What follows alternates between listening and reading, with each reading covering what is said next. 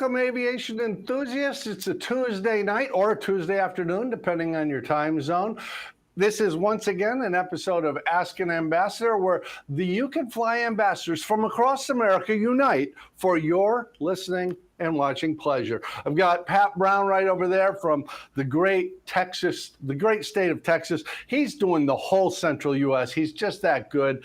Kay Sundrum over in the West Coast, doing all the way up to Washington State. Whatever you need, just contact Kay. I'm Jamie Beckett. I'm in Florida, and I do the East Coast, and collectively, we are the ambassadors. Of course, in the background, who you will never see, is Donnie McKay, the man who makes this whole thing work, and it makes us look professional, even though it's entirely possible one of us isn't at all. It's up to you to guess. Tonight, we're going to be talking about setting and using personal minimums as you fly. VFR and IFR, they're actually much more important than most people realize. We all have experience with them, whether we know it or not, and it's kind of a big deal. Let me just preface this by saying, please, if you have questions, agree, disagree, want to praise us, please write to ambassadors@aopa.org. That's ambassadors with an S on the end. Just let us know what you're thinking, and we'll take care of you. And of course, if you could press the like button, that would be so nice. I like it. By the way, in the messages, let us know where you are physically, geographically, because as I say, Kay's in California. Pat, yeah, his name's Pat. He's in Texas. I'm in Florida. We really kind of want to know who we're talking to. So put something in there and let us know where we are. And Kay, we were talking about this earlier, but everybody has experience with personal minimums, because when we first learn to fly, pre-solo, our instructor goes over this with us and actually writes in our logbook what the limitations are for us to solo. I mean, they're not going to let us go in a 35-knot wind with an 800-foot ceiling. They give us something, don't they? Absolutely. And it's not just for student pilots. It's for private pilots, instrument pilots, advanced pilots. We all have personal minimums. And in the beginning, when you're a student, you don't really know what the limitations are of your airplane and your own capability. So your instructor sets out some guidelines. But once you're a certificated pilot, you become responsible for maintaining those numbers. And so we'll talk a little bit more about that. Yeah. And by the way, I think Eric Yates loses points for saying "in my house." That's a little too vague. I appreciate the humor, but Eric, we need to know where you are. Tom is in San Francisco Bay Area. Very nice. Luis in Las Vegas. I like Las Vegas a lot. And Pat, I'll share a story with you I don't think I've ever shared. I once had a student come to me. He was a private pilot applicant. He was bordering on arrogant. He knew everything. He was ready to go. He had a logbook with a lot of entries in it, and I went through it and we talked, and he wasn't really solid on the material, but his logbook suggested he was really accomplished. And when I looked at his solo endorsement, it said, okay to solo. No type of aircraft, no wind, no crosswind, no ceiling, no nothing. And it was like, okay, you filled this out yourself, didn't you? Have you ever had something like that where somebody's just of the opinion, I saw it on TV, so I guess I can do it? Well, I hate to tell you this, but if I look back at my first logbook, that's exactly what my instructor put in there. Okay to solo. And in fact, okay to go cross country.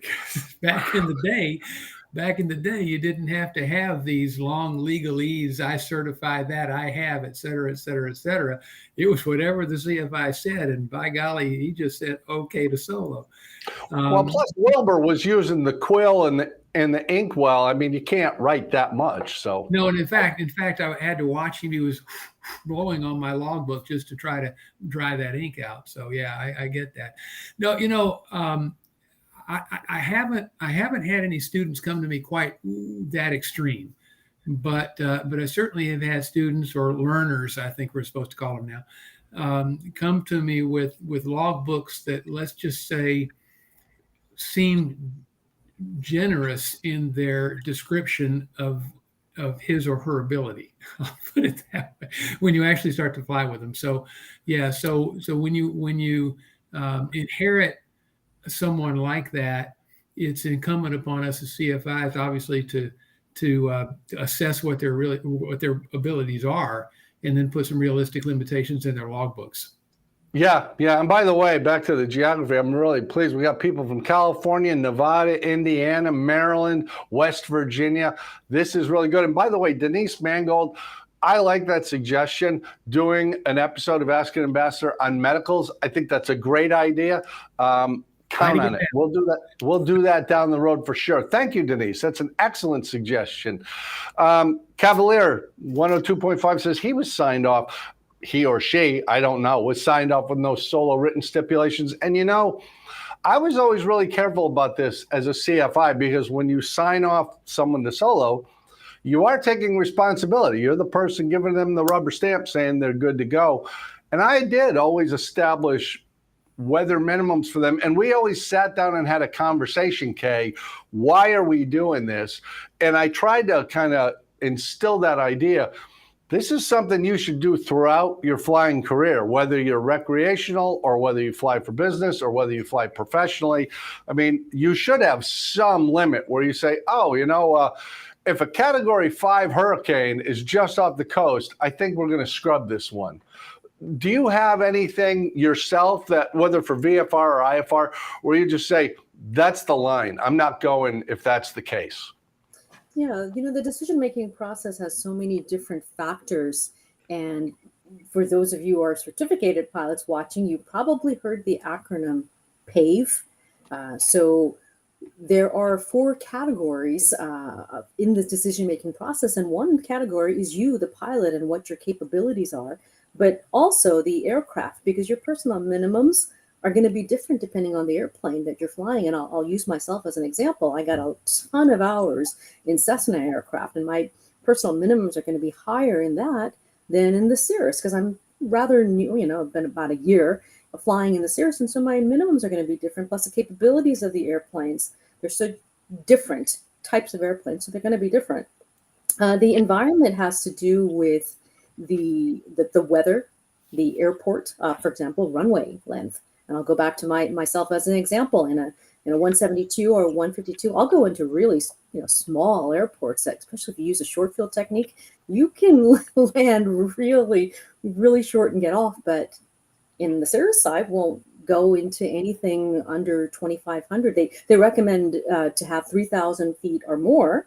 And I will go into smaller airports, but I'll be a bit more careful. I'm certainly not going to go into the same small strips because I need more runway. And so that's an example of the environment. And then the external pressures, and this is the one I think the experienced pilots get into trouble. It's getting that pressure from especially non-pilot passengers of being mission oriented and getting to that destination, and they don't understand everything that's involved. And so the external pressure is that get there-itis. And a lot of times it's your passengers. And so to be able to say, you know what, the weather's not good, we're not going to be able to fly today, is easier said than done. Well, Pat, let's deal with that aircraft part, because that's a real thing. I mean, if I'm flying the Cub, I have one set of minimums. If I'm flying the 152 or 172, I have a different set of minimums. If I'm staying in the local area, that's one set. If I plan to leave and go over the horizon, that's another set. Just on that, I mean, the type of airplane I'm flying, whether it's tricycle gear, tail dragger, single, twin, what kind of instrumentation it's got, does it have GPS or not, all those can play a role in what kind of personal minimums I establish for myself. And while you prepare to answer that, because I can see the wheels turning, put in the comments here if you have a set of personal minimums. Just do a yes or no, and we're not going to make fun of you. Even Eric Pittman, who neglected to put up that he's in South Carolina because he's just a rebel. But what do you think, Pat? Do you have different minimums depending on tricycle gear, tail dragger, single, twin, blah, blah, blah? Well, yeah, and I think some of that is also just based on, it's all based on flying hours experience. I mean, that's kind of a no-brainer, I guess. But yeah, if I'm flying a tailwheel airplane and I've got, I don't know, probably 1,000 hours of tailwheel time, it actually depends on the airplane. But usually I'm pretty much going to draw the line at about a 12-knot direct crosswind in a tailwheel airplane, depending on what that tailwheel airplane is. If it's got a wide stance on the main gear and isn't prone to swapping ends as much as something like a Luscombe, for example, then might feel comfortable with 12.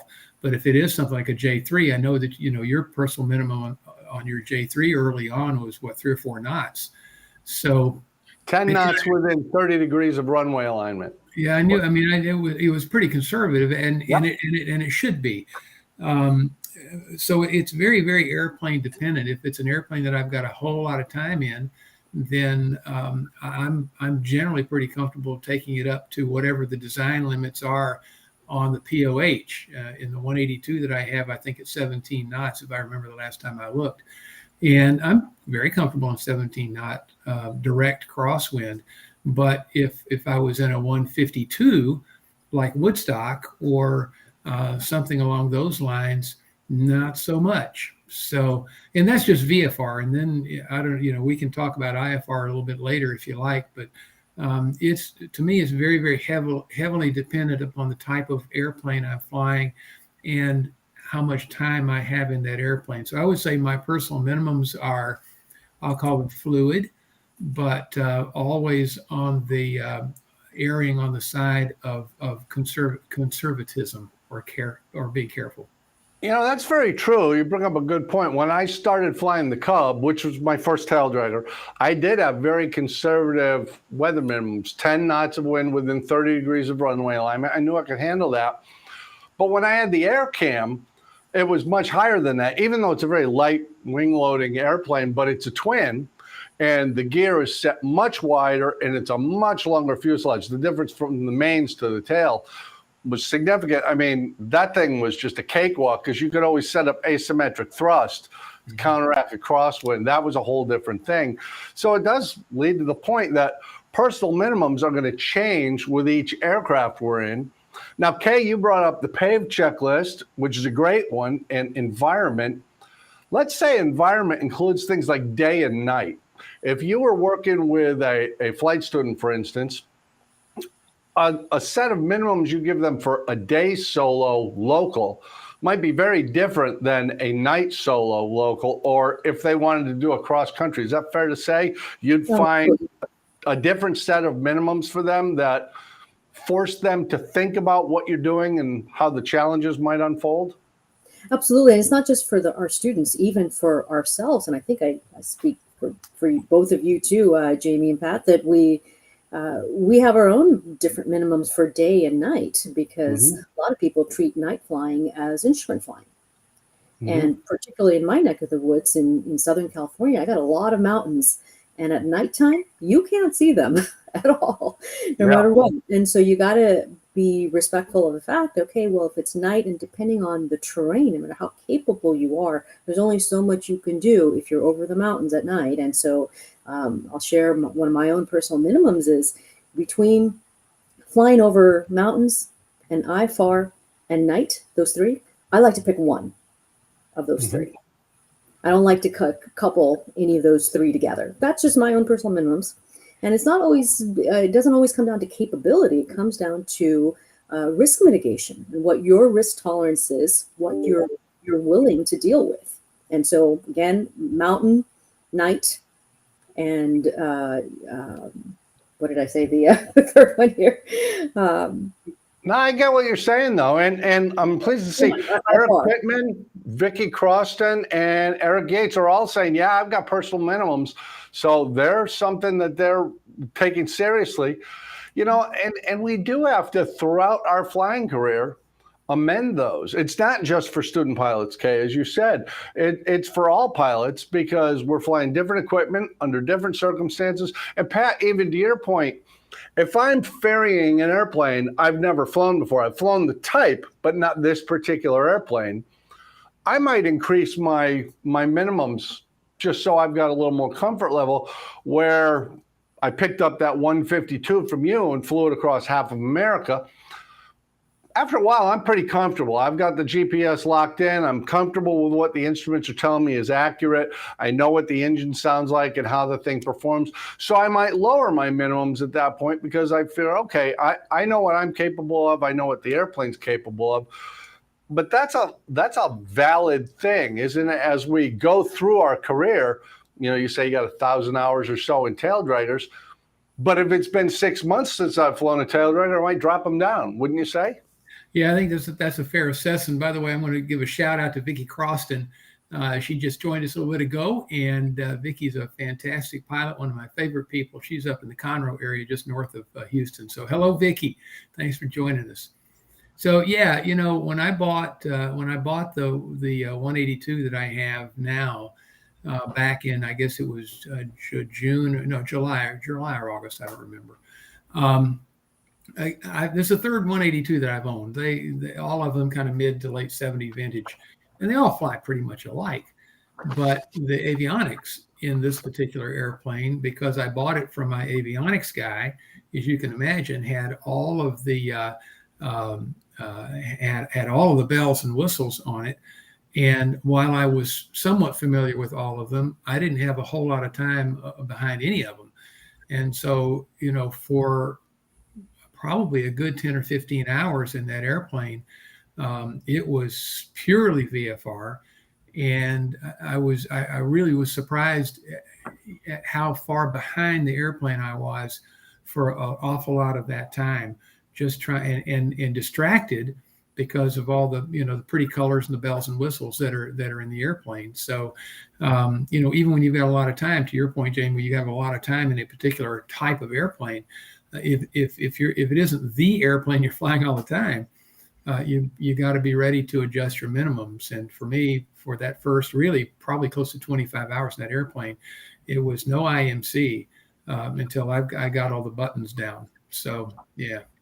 Yeah, I actually looked at a 172 last year. I was seriously thinking about buying it, and it had a brand new engine and an all glass panel.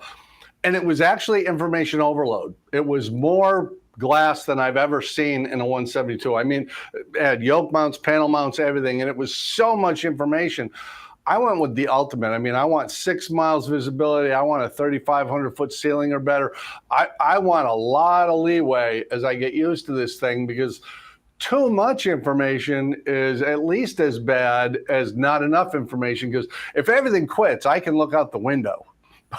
But if I'm just overloaded with bells and whistles and alarms and warnings and stuff, as you say, that's a distraction in and of itself that I don't necessarily need. And that's a whole. Go ahead, Kay. If I can add to that point about information overload, especially these days where a lot of the airplanes, it's all glass. The Cessna, they're not even producing the steam gauges. And when you do that transition training, and especially if you're going to go to a newer airplane, you do need to spend a lot of time on the buttonology, we call it, right? Mm-hmm. And the automation, because the automation is so sophisticated now that if you don't know how to use it, it could really become a detriment. However, if you do know how to use it, then it's like having another pilot on board, maybe even better. So you got to be respectful of the automation and that buttonology, because that's where you got to do a ton of chair flying and really know your systems inside out. It's not just the electronics that are on the instrument panel. Several years ago, I bought one of those AKG AV100 headsets. That was supposed to compete with Bose and Lightspeed, because I thought, well, AKG, boy, that's a well-known name. So I bought these AKGs, and they're great. And I put them on and I plug them in, and I'm flying in hard IMC, and I've just hit the final approach course, and I'm coming downhill, and the headset starts talking to me, low battery. Hard IMC, and I'm trying to keep these needles centered. The thing is low battery, and that was it. And by the way, Vicki asked the question: autopilot with trim or without? With trim. We were about to go there. I just scrolled it up. I was ready to tee you up on that one. Absolutely. And Cavalier 102.5 makes that point. Frequency of flying changes their minimums. If they're flying a lot and they're more familiar, a good example is I just said flying that plane with the information overload. I want 6 miles and 3,500 feet. So I've got something to work with and relatively light winds. I don't want a big crosswind because I'm not used to it. But that plane I picked up from you, Pat, and I flew all the way up to New England. I was coming back to Maryland, and we had a lot of smoke in the air from fires out in Oregon. It had drifted across, and that was 3 to 5 miles visibility the whole way from Connecticut to Maryland. But I'd already flown a couple thousand miles in that airplane in a line, and I had a real comfort with it. I've got GPS. I can go IFR if I've got to. I can use VFR flight following.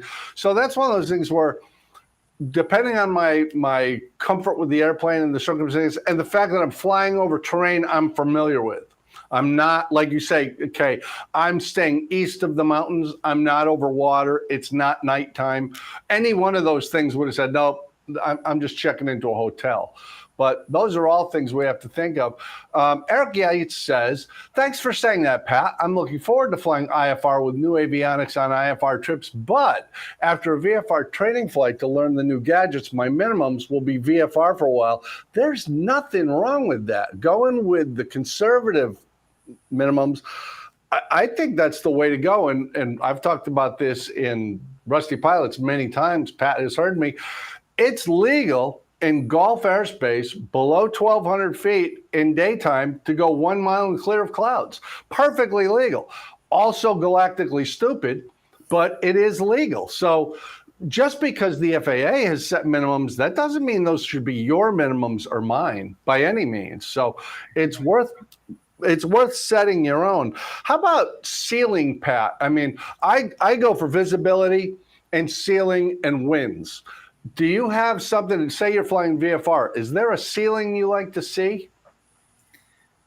Well, yeah, I mean, I guess I never really considered it in terms of personal minimums, but yeah, if I don't have if I don't have a couple of thousand feet, I'm not real comfortable, and partly because we've got a lot of controlled airspace around here. Yeah. And it's some complex Class Bravo airspace, and with some control towers around and whatnot. But I would say 1,800 to 2,000 feet probably. If I'm going to go VFR, probably want to have 5 miles or so. Again, I'm not as concerned about the wind because I pretty much know what I'm comfortable with depending on the airplane I'm flying. So yeah, I would say so. When I was actively teaching, and I still do a little bit, but when I was really actively teaching, really pretty much full time, I would put a limit of 10 knots total on my students, no more than a 5-knot crosswind component. So if it was a 5-knot direct crosswind, that was the limit that they could go up in. 2,500 feet broken and 6 miles visibility. And the reason for 6 miles visibility is because they could get to the practice area and still see the airport. So that was the reason for that. And 2,500 feet felt comfortable enough. And the wind really depended a little bit on the student. If it was a student that had demonstrated to me that he or she could handle a little bit more challenging wind situations, I'd give them a little bit more rope. But yeah. Yeah, and the 152, I tend to draw the line at about 18 knots of wind, but gust factor is a big deal for me. If the gust factor is large, I can draw the line there just because gust means turbulence, and that can be a little weird, and I certainly don't want to lose a gust on short final. Kay, let me ask you, you get Santa Ana winds out there in Southern California, and they can be pretty profound winds. If somebody's got time booked, and those are expected to pick up, what's your thought process? Do you fly it anyhow because you booked the time, or do you say, oh, wait, let's see how they go? What's the thought process out there? We'll postpone it. We absolutely don't get involved with flying and Santa Ana winds. And it's not even just Santa Ana winds. When we look at minimums around here, particularly with the mountains, I would say that the winds are my biggest concerns. above visibility and cloud coverage.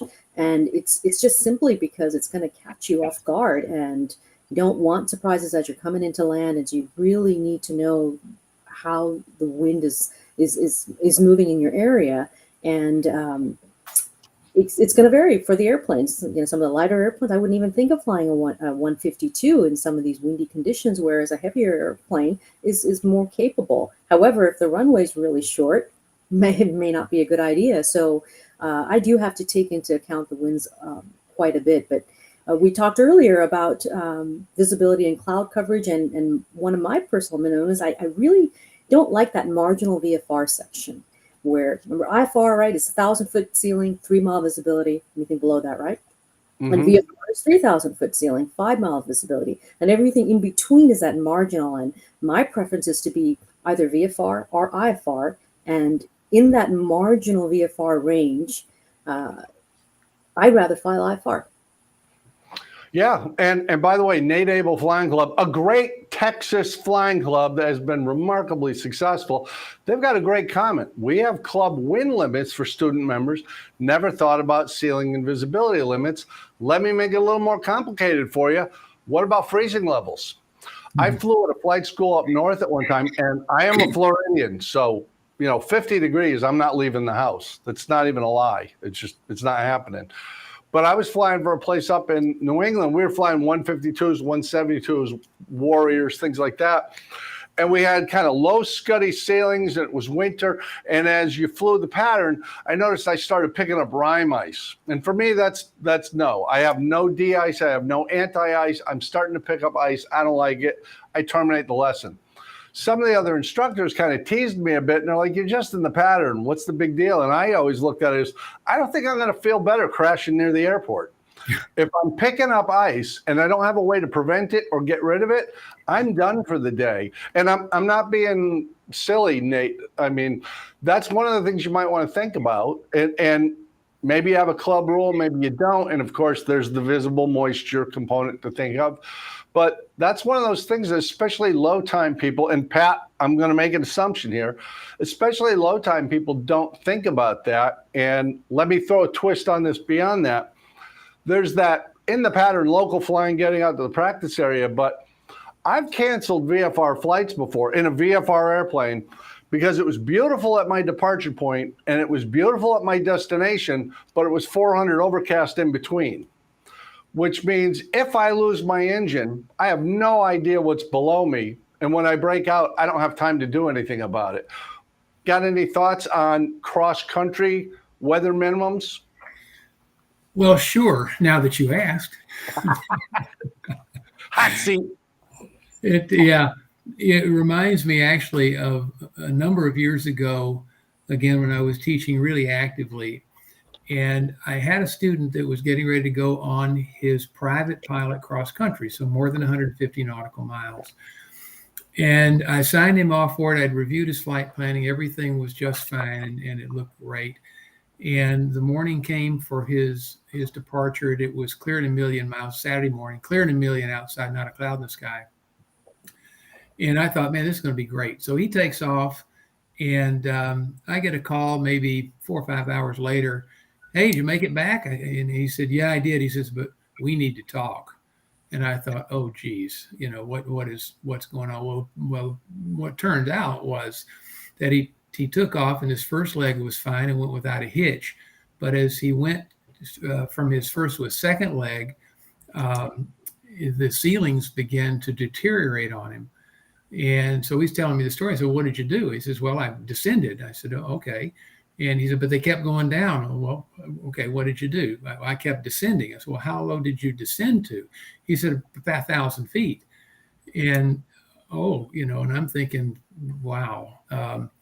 But he said, and I said, why didn't you just stop? Why didn't you just come home? And he said, well, I thought they'd probably get better. And so he finished his cross country. But he got back and we had this conversation, a long conversation. But what I realized is that I failed him because, and first of all, because I had never talked to him about temperature and dew point. And Hmm. when I look back on the historical record of that day, the temperature and dew point when he left were right on top of one another. Now, temperature and dew point when they're right on top of one another does not automatically mean you're going to have clouds, low ceilings, IMC. And it doesn't mean that at all. It means you have the potential for having that. And it doesn't take much to trigger that kind of stuff from happening. So that exactly is what happened. Is it was beautiful when he left. Something triggered it in between his first and second legs, and he ended up doing some serious scud running, just thinking it was going to get better. So I began to add ceiling and visibility requirements for the cross country to include temperature and dew point spread. And so that was a hard learned lesson for me. It could have been a whole lot harder learned lesson for him if just anything could have gone wrong. I mean, there could have been broadcast towers that's stuck up there, cell phone towers, any number of things. So from a CFI standpoint, for me, we're always learning, and I had never thought to put a temperature and dew point restriction on anyone's solo, cross country or otherwise, and I started doing that, particularly for cross country. Yeah, and we do have the challenge. We don't want the minimums we give people to be so voluminous they just start to ignore it because there's too much there. But Right. there is a lot to go over. And to Martin Kastenbaum's point, marginal VFR can be more dangerous than IFR or low IFR if you're not prepared for it. I told that story about flying from Connecticut to Maryland, and it was certainly marginal VFR. But I was in an airplane that had IFR capabilities, and I was comfortable and all that. But, put up in the comments, who's ever been in a situation where you were airborne and the weather was getting worse, and you had that thing in the back of your head? I'm so close to where I'm going, I guess I'll just go rather than turn around. And Kay, having plan B and committing to there's a point at which I switch over to plan B, that's really critical in anybody's minimums for however long their career goes, isn't it? Absolutely. And, we IFR pilots are sometimes required to have an alternate airport in mind, but I like to teach VFR pilots to have an alternate airport. It's not about a regulatory requirement. It's just having a plan B. And out here, there are a lot of microclimates. I'm at McKellen Palomar Airport, just north of San Diego, and it could be severe clear, but you go down south, just 25 miles closer to the border, and it might be low IFR. You go a little bit east, it's severe clear. To the north, it's IFR, and you got all these different pockets. And they're not that far, and it's not even 25 miles. Sometimes it's just 5 miles around here, where you have completely different weather. You got to be prepared for that. And so always have a plan B and destination, and pick an alternate, and don't pick an alternate that's right next to your destination. Pick something where you think that there's going to be different weather conditions. Otherwise, you're going to end up with the same thing. Yeah, you pick two airports that are in the same river valley, and it's probably going to be a very similar experience. By the way, Pat, I'm throwing this to you. Michael Samuel has a very interesting question, and I won't say why, but I'm throwing this question to you because he says, can I still be a pilot at 54? I'm interested in crop dusting. Can someone as old as 54 fly a plane, Pat? Oh, my aching back. Oh my God! At the ripe old age of 54 years old, my God, I have shoes older than that. Yeah, absolutely, yeah. There, if you can walk and talk and breathe, and have reasonably good eyesight, you can become a pilot for sure. Now, if you're going to be a crop duster, you're going to have to be able to have a second class license or a certificate medical, because you're going to have to you're going to be paid for doing it, theoretically anyway. You're going to be paid for doing it, but there's no reason why you can't be a crop duster at 54. And the cool thing about that is that depending on the circumstances, you may not need an instrument rating on that commercial ticket to be able to do crop dusting. So that the path to becoming a crop duster may be quicker than you think. If you're currently a private pilot, for example, getting a commercial ticket without an instrument rating is not that big a deal. And then you could actually get paid with a second class medical to go do that. So I'd say if you're interested in that kind of stuff, go for it. Yeah, and I would add on to that, there is such a desperate shortage of pilots. This is not a joke. It's not hyperbole that you see in the news. This is a legitimate thing. If you become a pilot and you want to do it professionally, you're going to find a job. I don't think there's any doubt about that. It depends what you want to do, what your preference is. But there are people I know in their 70s who are actively flying professionally as instructors or corporate pilots. And oh yeah, the options are out there. Donnie, would you throw up that little crawl that says 178 seconds to live? I'd like you folks to make note of this. This is actually a video. If you Google it, 178 seconds to live, you'll come up with a really interesting thing. We're talking about VFR into IMC. And you know, Kay, we talk about VFR flying, we talk about IMC and instrument flying. Both of them can be very satisfying. Ironically, instrument flying is arguably easier than VFR flying if you're prepared for it. If you're not, even if your instrument qualified, but the aircraft isn't, or you weren't ready for it, or you're not thinking along those lines, you can get in a lot of trouble really quickly by that situation Pat's student was, where they're descending and eventually can't descend any farther, so they have to punch into it. VMC into IMC is a huge problem, isn't it?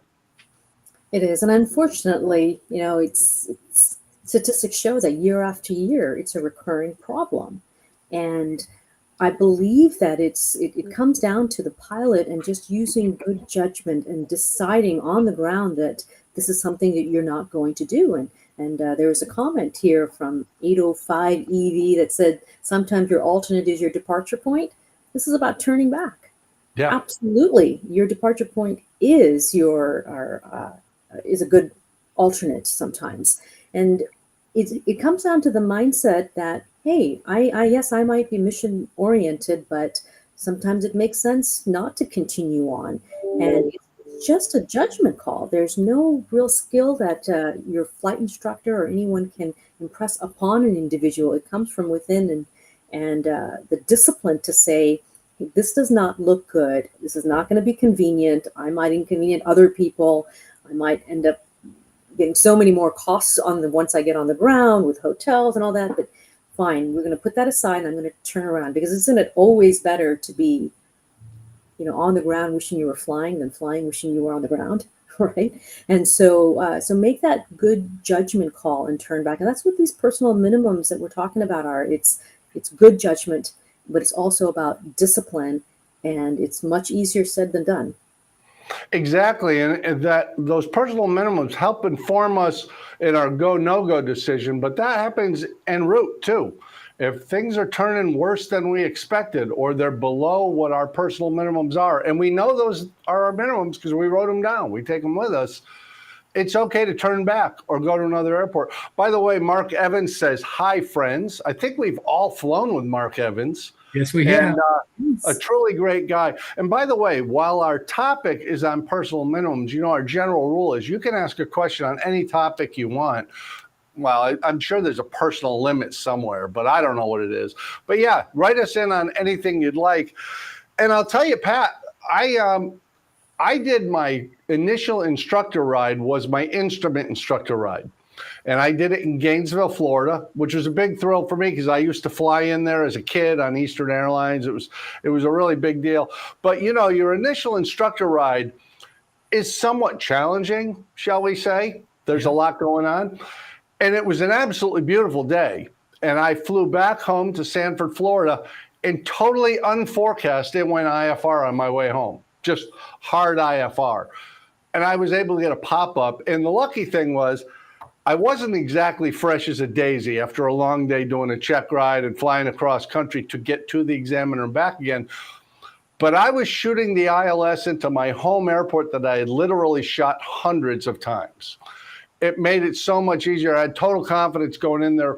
But if I had been at a different airport, if I had been going to Gainesville, I'd have gone back home and just called up and rescheduled the ride, even if I had to pay for it, because I'd rather lose a few $100s than fly myself into a situation that I just cannot get myself out of. That's a problem, isn't it? Where people, they get their itis. And I've just got to go. That's my destination. I have to land there. And I mean, we've talked about this in long cross-country flight planning, Pat, but you got to have a plan B. You always have to have a plan B and willing to kick that in when it's necessary, don't you? Yeah, I totally agree with that. But and let me just say that Mark Evans, you can ask any question that you want to, except one about the definition of a cross country. So that's an inside joke. He'll get that one. At any rate, yeah, this is important whether you're flying by yourself or if you're flying with another pilot or with friends and family. It really doesn't matter. Plan B is a must. You have to be prepared, regardless of who's in the airplane, to say, something, this isn't working out. We got to go back, or we got to land short.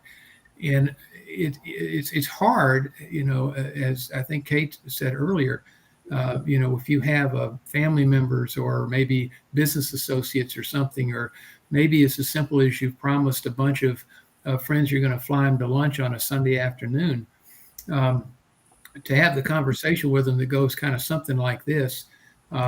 Hey, look, something, the weather's beautiful outside, and, the airplane's been flying flawlessly and I feel great. We're going to have us a great day. But, in the event that the weather maybe isn't quite as forecast, or, something isn't quite right, we're either going to cancel the trip or reschedule it, or we're going to turn around and come back home or land short, as the case may be. And, you can figure out your own verbiage for that kind of little speech, but you really do take away some of the pressure of having to complete the mission if you let them know up front that while it's not likely, there's certainly a chance that that we won't be able to complete this mission. So, that would be my recommendation. Yeah, that's perfectly good. And Kay, as long as we're on this topic, Air Safety Institute has some great trifold things that you can get off the internet, because we talk about personal minimums, but a lot of people may have been far enough removed from their flight instruction days that they don't really know how to set them. You want to tee up on how people might use those tools to their advantage? Sure. Yeah, I have this brochure right here. We're gonna zoom into this. This is from the Air Safety Institute, the VFR pilot personal minimums contract. And Donnie, can you show the inside? There we go. Oh, that's pretty. Here's a sample. You can go right onto the website and download this and fill in these blanks. And some of these are very obvious. Some of them you might need to just think about, and you might not have ever even considered a personal minimum. But it really won't take that long to complete this. And this is straight from the Air Safety Institute website. And spend 5-10 minutes. That's all it takes. And then we have a similar one for IFAR, and they both follow the PAVE that we talked about earlier. So this trifold, and Donnie, could you show that PDF? Yeah, obviously it's going to be different for an IFAR pilot. And again, take 5-10 minutes and sit down and just complete this, and it'll really make you think about, for weather, what is your wind velocity gust, the crosswind components, IFAR minimums en route, and approach minimums, whether it's a precision approach or non-precision approach, your alternate minimums. And it goes into those details so you don't forget the different factors, because there are a number of them. We just talked about some high-level ones, but if you download those contracts and you complete them, you'll cover a lot of different factors. Yeah. And Pat, if I come to you as a proficient pilot, maybe I own my own airplane and I need a flight review, and I say, I'd like to do a flight review in my airplane, but I'd like to go over the VFR minimums contract from ASI. Are you comfortable incorporating that into the discussions of the oral portion of your flight review? Oh, of course. In fact, when I do check rides for certificates or ratings or whatnot, invariably the conversation will turn around to personal minimums. And I'm always happy when they pull out a copy of that and show me, well, this is what I do. And they've written it down. They've actually signed it. And oftentimes the instructor has signed it as well. So yeah, when I'm doing flight reviews, That's usually a part of the conversation. Some one way or another, we try to I steer the conversation back to personal minimums, and I'm happy when they have that ASI sheet in front of them. Absolutely. Yeah, I think one of the things that people don't get about that, two things actually. At the end of that, there's a place for the pilot signature, the CFI signature, and the date it was last updated. Because this is something you should go over periodically and review. And you're doing a flight review anyhow, so make the most out of it and make that a productive time that helps you set minimums. And kind of an irony of this is low time pilots under 500 hours actually have a lower accident rate than higher time pilots, because some of us get a little farther away from our flight instruction days and we get a little lax and we're not setting personal minimums and we don't do what Dickie Amaya just did. And it's a great comment. Thank you so much for putting it up. On Friday, he was flying into Thomaston, Georgia, and the weather came in faster than forecasted. On the approach, it dropped to 300 feet, and his personal minimum is 500, so he changed destination. It's exactly what we were talking about before, Kay, that you have a sense, and sounds like Dickie is an IFR pilot, but you have a sense of that approach might be legal, but it's below my minimums. I'm not comfortable with that. I'm going to my designated alternate. Yeah. Okay. Well, let me just add something to that. Sure. When you're talking about personal minimums, and Kay was talking about hers because of all the mountains and things like that. Obviously, we don't, at least on my part of Texas, we don't have any mountains. We have some hills, but we don't have any mountains. And the hills are, 10 or 15 feet tall, so they're really just kind of little mounds. But, if I'm flying, and this is particularly IFR, this really is an IFR comment. If I'm flying IFR somewhere and it's IMC, it's hard IMC, if I know that I'm going to have to fly an approach to minimums at the other end, I don't go. It's not worth it. Typically Right. speaking, weather systems, certainly around here, are thousands and thousands of square miles. And if it's minimums, if it's minimums here, chances are it's probably minimums within my range of getting there with 45 minutes of gas left over, because we're talking about airplanes that carry 80 to 90 gallons of gas. You can't go that far in your typical airplane like that. The other thing for me is no night IMC. I don't mind flying at night, although I'm not as crazy about it these days as I've gotten a little older than I was when I was 20 or 25. But no night IMC. I'll fly IFR on an IFR flight plan at night, but not in the clouds. And thirdly, if I don't have a functioning autopilot, it's a no-go. Day or night, it's a no-go. Autopilot's a big thing. You're right. The difference in workload between an airplane with an autopilot and an airplane without an autopilot is significant. A couple of weeks ago, go ahead, I'm sorry. No, please. A couple of weeks ago, I took off in my 182, and everything was working just fine. And we punched into the clouds at, 800 or 900 feet or whatever it was. And I engaged the autopilot and the roll servo failed. So the autopilot wouldn't engage. So, here we are in IMC. I tested everything out on the ground. It was working just fine, but hit the button, not so much. And so, all right, what are we going to do? Well, I had another pilot in the airplane with me. So I said, okay, you start doing the radios. I'm just going to fly the airplane. And I'll tell you what, I had forgotten, as one is prone to do if you don't do it a lot. I had forgotten how heavy the workload is when you're having to fly that airplane by hand. And it would have been a real handful if I had been by myself, or if I had had a non-pilot in the airplane with me, even for just a 45-mile flight. So this was not a long flight. And the weather at our destination was, 1,000 feet or so. So it wasn't even a difficult approach. But you get used to using that autopilot, and then when something happens, wow! So that was for me, that was a little bit of an eye opener.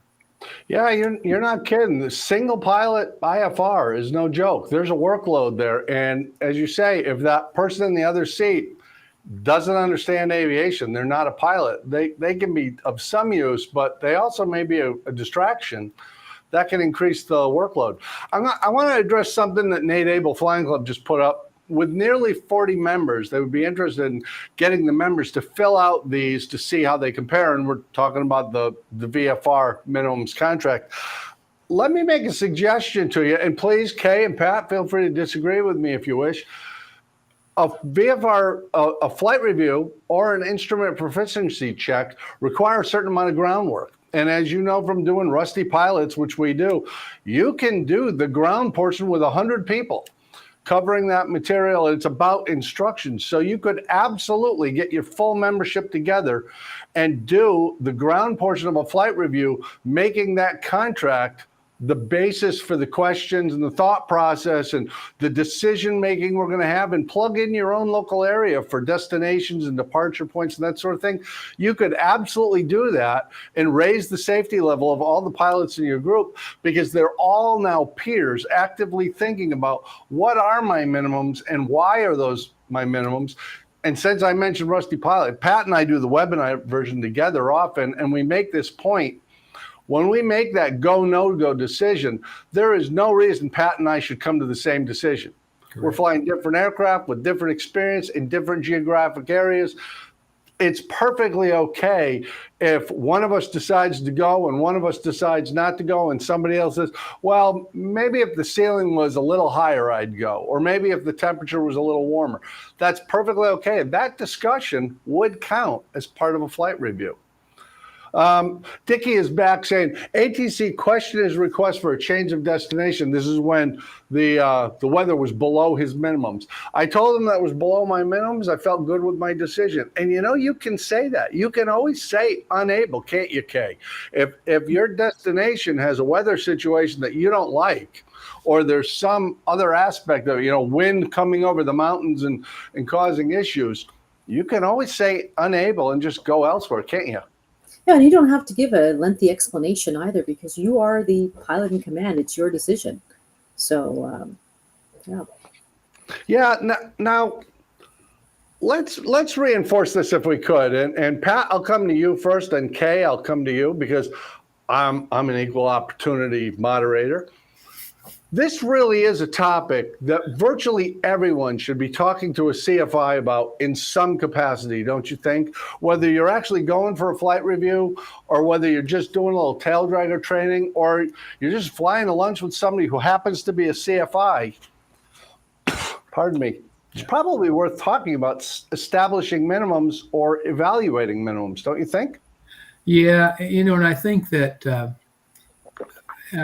probably deep down inside, everybody that's listening to us today and everybody that jumps into an airplane, you know, has some sort of a personal minimum. It may not be written down. It may be as simple as looking at the windsock and just saying, no, not today. And I suppose that's probably okay. It's kind of like the idea of self-evaluation in terms of, are you physically able to fly?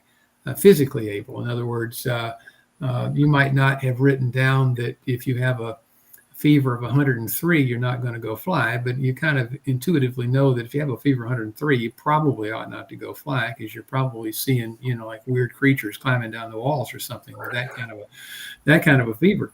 But you know, I would like to think that most of us have some sort of little internal voice that's constantly talking to us about, this is not a good idea.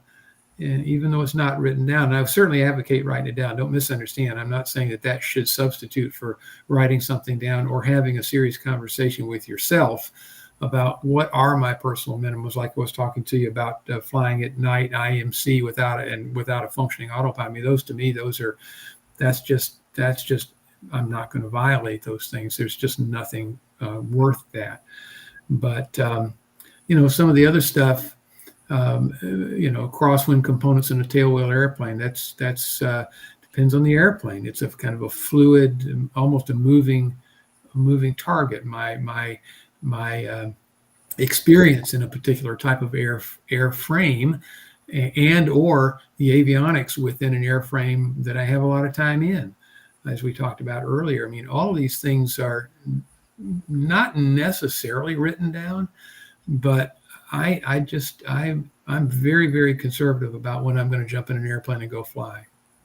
Yeah, I am a numbers guy, Kay. I like to write things down and reference those. I said, like when I had the Cub, 10 knots within 30 degrees of runway alignment. And that was hard and fast. And I literally didn't fly one day because it was 11 knots, still within 30 degrees, but I won't violate my own rule.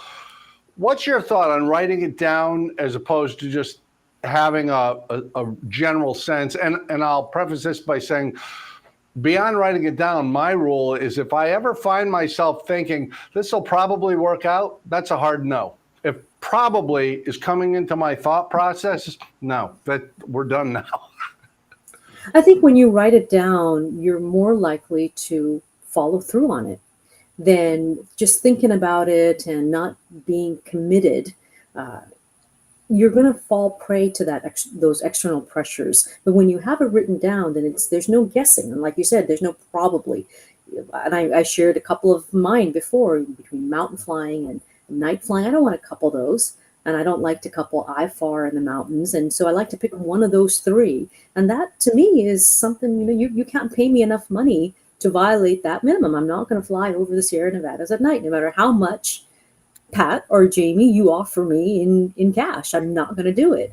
And so it's easy for me to say no, but that takes experience and some discipline, and it starts on the ground. And when you write it down, it really does reinforce that. It makes it easier for you to tell a passenger, hey, you know what, we can't take off, we're stuck here for the night because the winds are just too strong. And it's hard. And the more experience you have, the harder it is to tell your passenger or pilot, co-pilot, that we're not going to do this. So there are strategies from ASI has them listed on their website, some very specific things about documenting and then checking them before each flight, because this is fluid, as you said, Jamie. You got to be able to understand that these minimums are not going to, you're not going to sign this contract once and just stick with that forever. There's some strategies, and take a look at the website. We got a number of ideas for you to think about as you're filling out these VFR and IFR contracts. So, Kay, you mean I couldn't even entice you with a little bit of crypto? Sorry. I sincerely hope the folks watching, and I really appreciate you watching tonight, I hope you get some comfort coming away with the three of us have been flying for a good long while. Not so much Kay because she's so youthful, but Pat and I have been flying for over 100 years. The fact that we'll say no, and that we openly tell you we have canceled flights, we'll say no. There's a line we will not cross, and that's why we're still here. I have never, ever had a problem with feeling embarrassed and saying, yeah, I'm not going to fly in this anymore. Even at that job where the other instructors gave me a little bit of ribbing about, oh, you're not flying just because of rime icing. Yeah, that for me, that's it. There's no icing as far as I can tell, because I'm looking out there and that's ice. We're done now. So having your limits, knowing what you say is farther than I'll go, and you don't have to explain it to anybody. That's a really big thing, and that's a PIC responsibility. Your job is to keep your passengers safe, not to get them to the destination on time. And as Pat said earlier, you might want to preload that expected trip to wherever with just like, hey, it's possible I won't feel well enough. There'll be a mag drop on the airplane. The weather at our destination isn't what we want. This may not work out. Are you going to be okay with that? Pat, that's just great advice. I really like that. We have done an outstanding job tonight. I'm going to give you guys great credit. And Donnie for putting all the stuff up, even things like that. Become an AOPA member. Is anybody online here an AOPA member? Just give me a thumbs up in the comments or something if you're an AOPA member. Tom, thank you very much. We very much appreciate you being here, especially Pat. Pat really likes it when people are on because it's just the way he is. Kay, any closing comments on any topic at all? You can depart from the personal minimums because we're in the big 2-minute wrap up. So what makes you happy?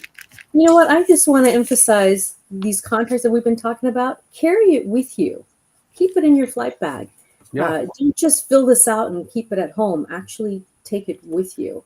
You're more likely to implement all these things that you've put down on paper if you're looking at it every so often. So take it with you on every flight. Pat? Yeah, I can't count the number of times that I have driven to a destination and gotten there and said, geez, I could have flown. But I can imagine that there would be times that I would have regretted trying to fly and glad I didn't.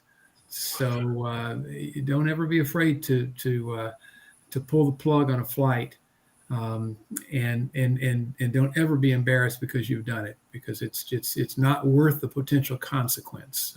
Yeah, and that feeling in your belly and in your back of your head when you get into that situation in the airplane where things aren't going well and you don't see a way out of this, that is not good. So my good buddy Jason Shapper from M0A has a thing he does with people he flies with, and they'll review the flight and he'll say, does this sound like the beginning of an NTSB report? And if the answer to that is yes, we're not doing this. John H., thank you for watching. When is the next live stream? Second and fourth Tuesday every month, 7 o'clock Eastern, 4 o'clock Pacific. You can figure out in the middle based on your time zones. But we'll be here every second and fourth Tuesday, the three of us. We're very lonely people. We desperately need to interact with each other and with you, so you can count on it. We'll be here. And of course, Donnie McKay will be in the background making everything work. So, easier. Oh, yeah, Native Flying Club. Easier to explain why you didn't than trying to figure out why you did. That's absolutely true. So thank you very much. I will ask you, click that like button. And if you can, click the share thing on Facebook or on YouTube. Click the share. You can copy the link and put it in social media. And just put in the comment, Pat Brown changed my life. If you could just do that for me as a personal favor, the entertainment value would be worth it, and I thank you in advance. Dickie, thanks so much. We appreciate you being here. Y'all have a great night. We will see you again on the next Tuesday. And, man, what is the second Tuesday of next month? Would that be – okay, you got a calendar handy? That is the 12th, April 12th. The 12th. So April 12th, immediately after Sun and Fun, I will be sunburnt and crunchy. And if you go to Sun and Fun, stop by the OPA tent and say, hey, I would love to meet you in person. And until then, be good, be careful, and fill out your personal minimums card. Y'all take care. Have a great night.